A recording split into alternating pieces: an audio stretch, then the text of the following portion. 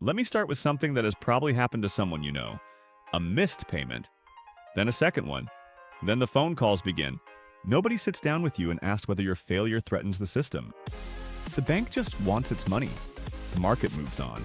You lose the job, you look for another. You close the shop, you eat the loss. That's the deal we all agreed to, right?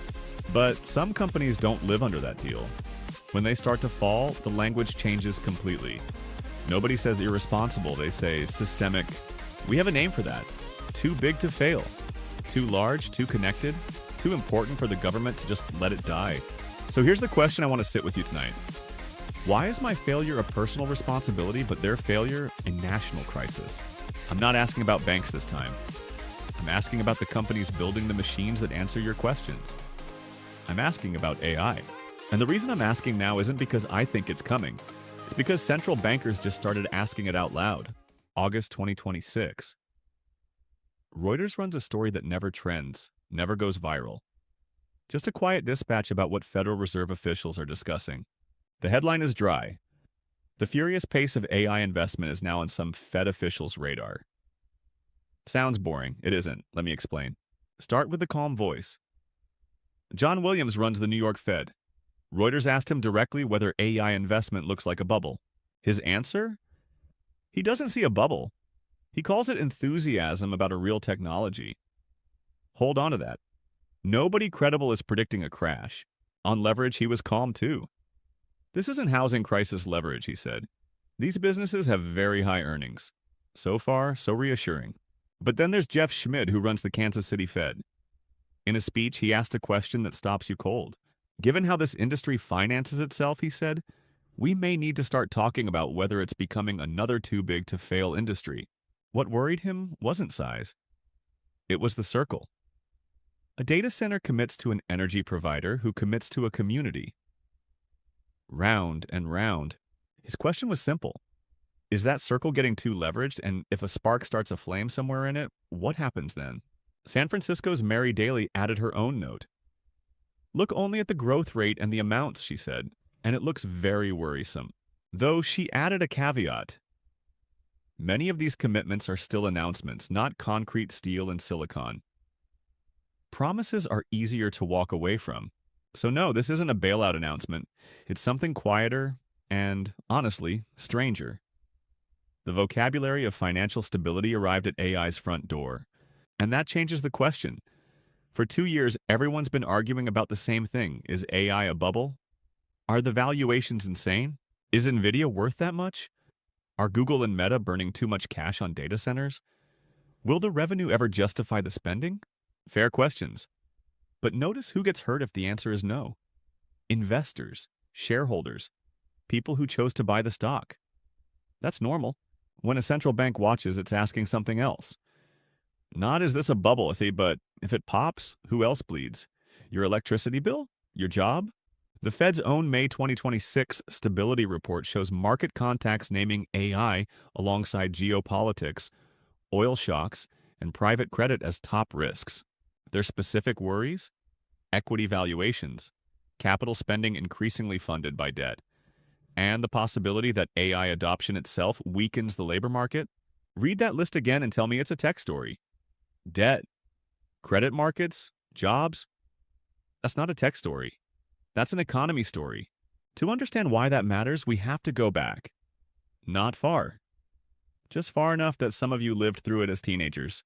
2008. You remember the pictures? Cardboard boxes leaving office towers, foreclosure signs on suburban lawns, and a number nobody could hold in their head. $700 billion. That was the authority Congress gave the Treasury Secretary in October 2008 to buy up so-called troubled assets. Here's what I want you to notice. The law's own stated purposes. Not one of them mentions saving a bank. Read them yourself. Restore liquidity and stability to the financial system. Protect home values, college funds, retirement accounts, life savings. Preserve home ownership. Promote jobs and growth. That's the framing, right there in the statute. We are not saving Wall Street. We are saving your house, your pension, your paycheck. The FDIC did something similar. That October, it launched a temporary guarantee program, invoking a systemic risk exception to backstop bank debt and deposits. Systemic risk exception. Think about that phrase. It's a legal door that only opens when the government decides one failure endangers everyone. And the logic wasn't crazy. If banks freeze, credit freezes. Companies can't make payroll. Mortgages stop. Pensions crater. Unemployment explodes. That chain was real. But here's the thing.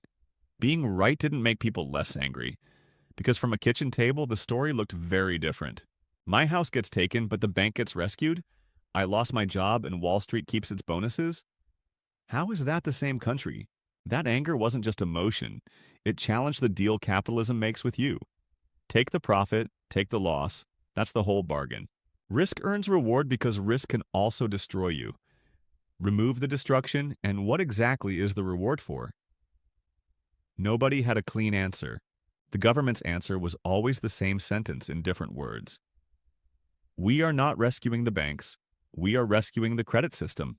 One footnote, because facts matter. TARP's final cost was about $31 billion, not $700. But ask anyone who lost a home whether that helped. Now let's get precise. Because too big to fail is the most misunderstood phrase in finance. It was never really about being big. Back in 2013, the New York Fed's president gave a speech on exactly this. And his framing is the one I keep coming back to. The danger, he said, doesn't depend simply on size. It depends on the mix of businesses and how interconnected the firm is with everything else. Two things decide it. How essential are the services, and how easily can customers go elsewhere?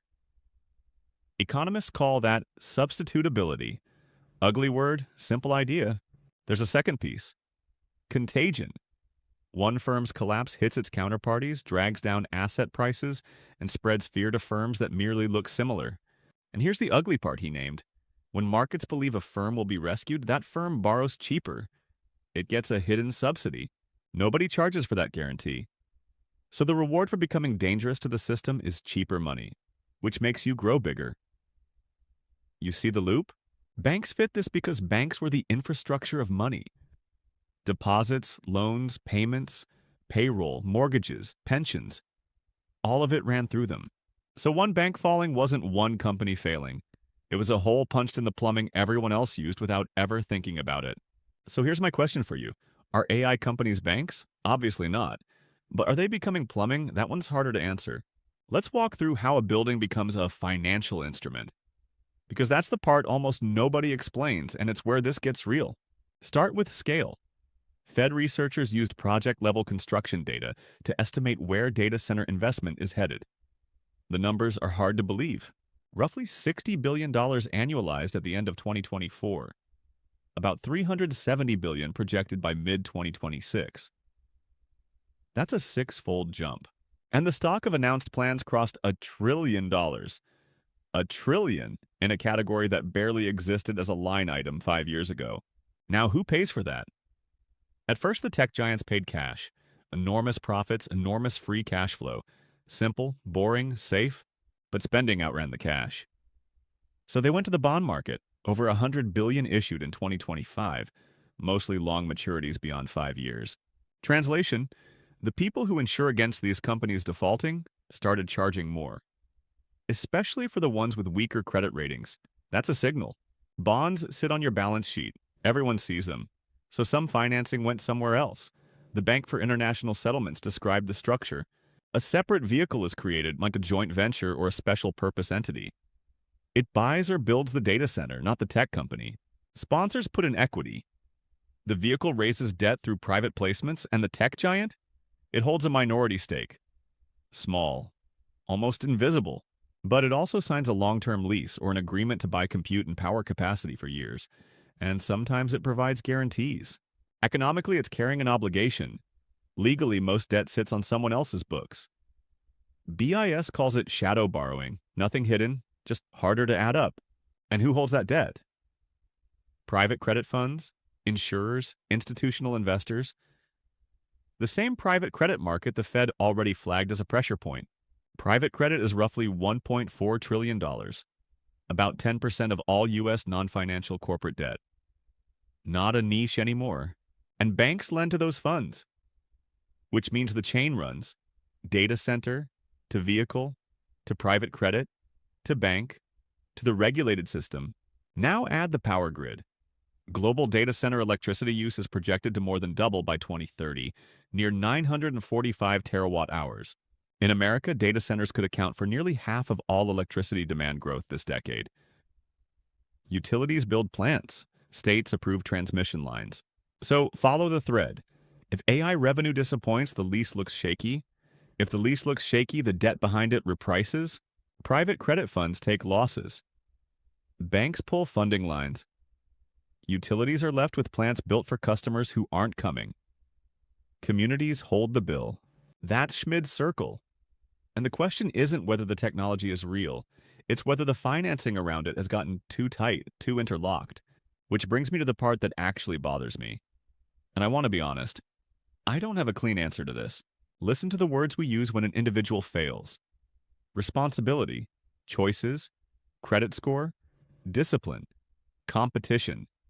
Every one of them is moral language. Now listen to the words when a giant fails. Financial stability, competitiveness, supply chain, infrastructure, national security. Every one of them is systems language. Same event. Failure. But one gets judged and the other gets diagnosed. One deserves consequences. The other requires intervention. Doesn't that bother you? And to be fair, it isn't wrong. A giant's collapse genuinely does hurt more people. Scale is a real fact, not an excuse. But that's exactly where the trouble starts.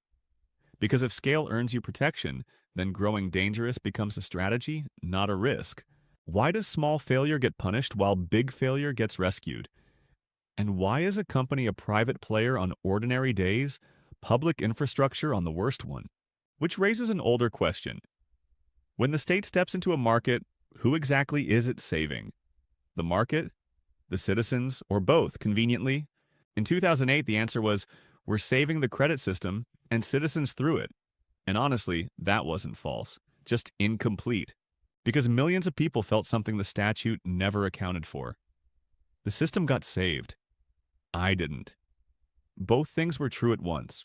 Now imagine AI running national productivity, hospitals, schools, defense logistics, government services. Is it still a private company or the public infrastructure of a new era? If a government ever does step in, I think I know the sentence. We are not saving big tech. We are protecting national computing capacity. And it might even be true. That's what makes it uncomfortable. The most unsettling arguments are usually the ones that are partly right. So let me leave you where I started with the question I still can't answer cleanly. Capitalism is a system that allows failure. But real capitalism doesn't treat every failure the same way. Small failure becomes your responsibility.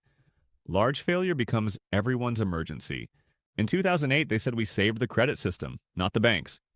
Someday they may say we protected computing capacity, not big tech.